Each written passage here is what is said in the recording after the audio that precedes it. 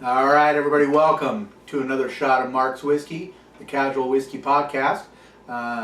We're still going through my birthday whiskeys, so, thank you to my sisters. Cheers. And anyways, this time we got something called Clyde Maize. I've never heard of it. You noticed something really interesting about the date they have here. Right, so yeah, that's 1946, although a comment they make is that Clyde May was looking over his shoulder for the law. So Prohibition ended long before 1946, so maybe he just didn't have a license? Was it 1933, I think we looked it up? Yeah, 33, so 13 years later he didn't bother to do the paperwork. He just didn't know. So Clyde, even though Prohibition was over, man, he still liked doing moonshine, is what they're saying. Mm-hmm. So, anyways, this is not a Kentucky bourbon. This is actually from this is Alabama style. So, wait, except it says it's distilled in Kentucky. It says it is distilled in Kentucky, huh? It says Alabama style. Alabama style. I'm not sure how to even pronounce that word. Conacu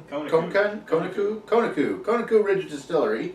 So it's distilled in Kentucky from Clyde May's Alabama recipe and bottled in Auburndale, Florida. So, but anyways, statewide. This is well traveled. And it's well traveled whiskey and 85 proof. So I don't know. I think we should take a sniff and take a chug, take a sip and sniff and a sip. Cheers.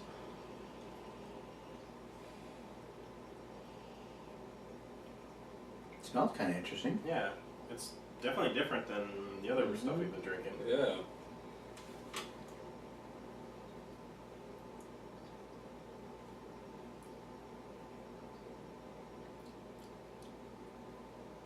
Kind of more fruity. It's weird. I like on this one. I like the initial taste when you first put it in your mouth and you kind of swish it around a little bit. It just resonates.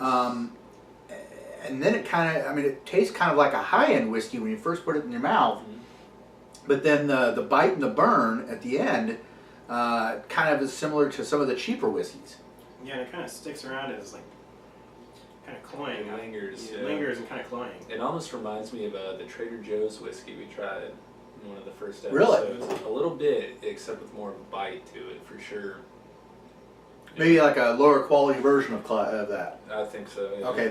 You think Trader Joe's is lower quality or this is lower quality?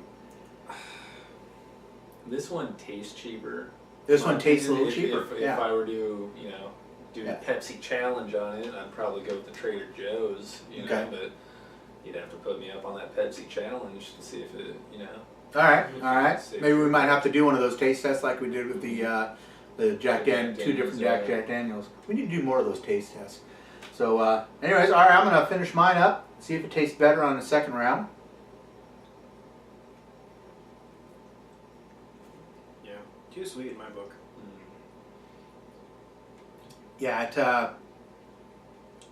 definitely doesn't. Unlike the one we did a couple weeks ago, did last week, it doesn't improve with the second sip. So pretty much just the same. Yeah. So. I wonder if that's the Alabama style. If that's the Alabama style, because it is different. It's definitely different. Yeah. You get that really nice, high quality first, and then it kind of goes, kind of feels cheap. So there's a familiarity to it, absolutely, but I don't know. Clyde doesn't quite have my vote. I wonder if it'll taste better after a couple of weeks of breathing. Yeah, we might have to come back and check it again later. Yeah, we did just open this bottle tonight, so that could be a factor. Yep. All right, now one thing I would like to do before we take our final sip of Clyde Maize is I'd like to start a new segment. This is After the Bottle.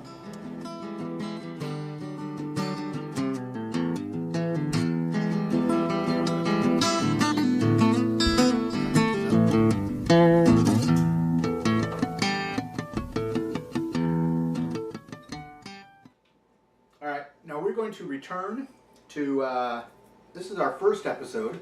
We went through Burnside Bourbon, And then this guy went down to Portland, and all I knew this whole time was that this is I really liked this bourbon.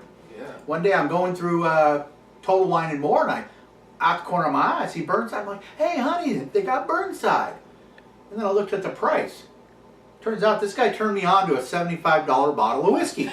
Thanks a lot, jerk. Good And so then, Not my fault you like it. We all have Like, that friend, or we should have dang. that friend, right? and I was like, why couldn't you turn me on to a cheap whiskey? No, it's a $75 bottle. So and I just continued to like it. You went down to Portland, got us both bottles of Burnside. Yeah, had to refresh my own. Yeah, and as you can see, I've pretty much conquered this bottle. Wow. So I gotta say, this is still my number one whiskey since we've been doing this podcast. This is I love every single part of it. The smell, the first initial taste, the after bite. It's funny you say that, because that's the one I still think about. Yeah, You know, yeah. Weeks later, months later, We still I think still of think Burnside. about Burnside So bourbon. this is Yeah. my gold standard. I still have, have something every night, and I make sure I have one of these at least once a week to make sure I know what What your to compare standard to. is. Yeah. And Yeah. so I compare all my other whiskeys to this one. Wow. So if anybody, I know we got a lot of viewers in our hometown of Olympia, Washington. So if you know of any bars that serve Burnside bourbon, please post on our Facebook and let us know. Facebook.com/MarksWhiskey. But for our first segment of After the Bottle, I'd say Burnside is still our number one favorite out of all of them. So we definitely need to figure out if we can make a trip down to Portland and maybe film an episode down at their distillery, because they know a little bit about making a good bourbon. So Burnside bourbon, highly recommendable. If you want to give me a Christmas present, I won't cry if you give me some Burnside. So that's our first segment of After the Bottle, and I think after a little bit of closing out with Michael Arms, I think we're going to go to another cooking special. And this is, I believe, whiskey brownies, I believe is what Brownie we in got. a cup. Brownie in a cup. So whiskey brownie in a cup. So a little bit of outtake music from Michael here, and brownie in a cup. Stay tuned next week for another shot of Mark's Whiskey.